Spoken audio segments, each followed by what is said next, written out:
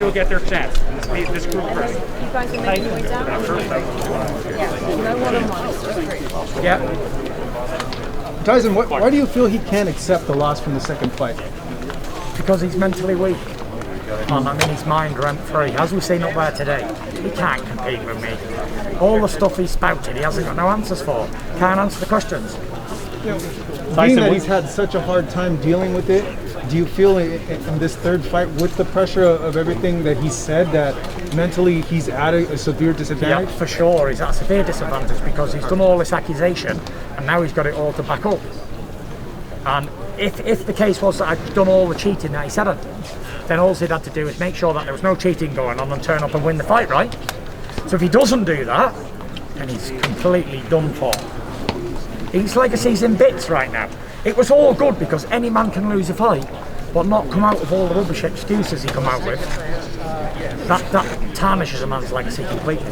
It was supposed to be that the winner of this fight would fight Joshua. Yeah, you want me to give it? And the winner of that would be the king of boxing. But now I'm already the king of boxing. I'm heavyweight champion of the world, lineal ring WBC. Can't beat that. Undefeated heavyweight champion of the world, me. King of boxing. The undisputed king of boxing. Already. Don't need to win another fight to prove it. I'm already that man. What do you make of him saying the whole eye for an eye thing, and does it get you thinking like, okay, what is he up to? Well, he says he's a religious man. And he keeps doing all this stuff, but you have heard it says an eye for an eye and a tooth for a tooth. But I tell you, if anyone should strike you on the left cheek, turn also to the right and let him strike that also. There we are. I don't believe in an eye for an eye and a tooth for a tooth. That's done for. What kind of difference Tyson, do you think? You talked about how you dominated him in the first fight. You totally destroyed him in the second fight. How do you stay motivated then, knowing that you feel like you beat him so easily? I'm motivated. I'm getting paid a lot of money to be here, and I get another person on my record. As far as I see it is, I'm doing what I love to do and get paid for it as well. So can't get better than that. Really, really happy. And is your plan then to? We all didn't believe you when you said, I'm going right at him in the rematch after you boxed him in the first fight. Is your plan still straight ahead? Find out on Saturday night.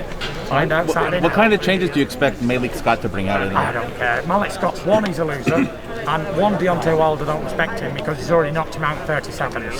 So how's he going to take note of a man that he's already knocked out? It's like me getting some guy who knocked out in one round and saying, you know what, guy, please train me because you can teach me, but I knocked him out in 10 seconds.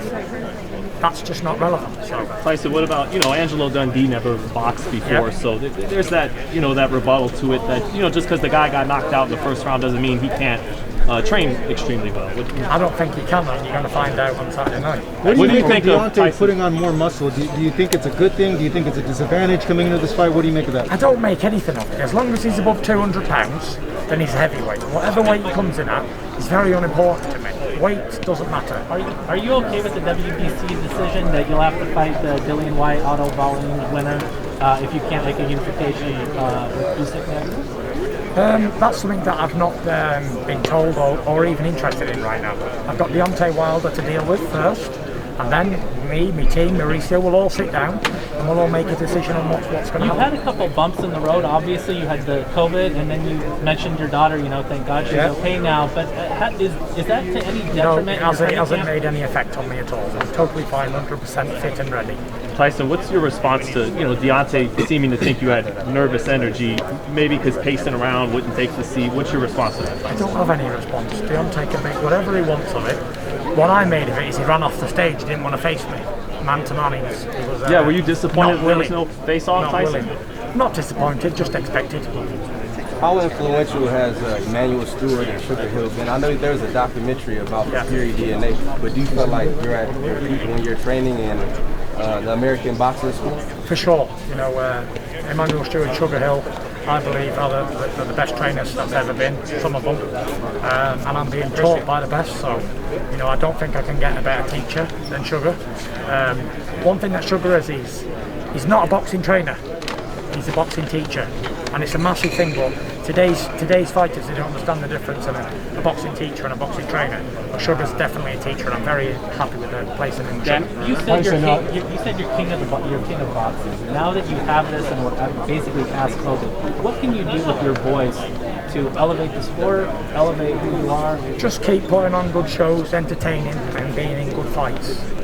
Tyson, Deontay Wilder said when he spoke to us on a Zoom call a few days ago that the delay in the fight from July until now, he felt was beneficial to him, even though he obviously was annoyed at the time because of your COVID situation. Do you view the delay as a positive or a negative for you? I don't really see it as a positive or a negative, the delay. One, I don't need any more time to go in a fight at any given moment, because at the end of the day, I've been training my whole life to do a boxing match, which is 36 minutes with 11 minutes rest. And if I couldn't do that, sat on my arse, just coming off the sofa, then I'd be very disappointed, because, you know, if I'd been a mechanic, an aeroplane mechanic on these engines for 30, 40 years, and I don't feel great today, so I can't fix an engine, that don't just cut me. I can box 12 rounds, even when I'm 350 pounds. There must have been some disappointment, though, 2 weeks before the fight, though. No, obviously, the disappointment. I geared up, I was ready for a fight, but, you know, shit happens and it's not the end of the world. Worse things have happened at sea, that's for sure. And Tyson, just to get technical for a second, how important are those feints that you have to winning Saturday night? Not important. The most important thing is that in the face. Bang! Tyson, do you feel that this could be more competitive than the second fight? I don't know, and the answer to that question is don't really care. We'll find out Saturday night. Thank you guys, all the best. Thank you.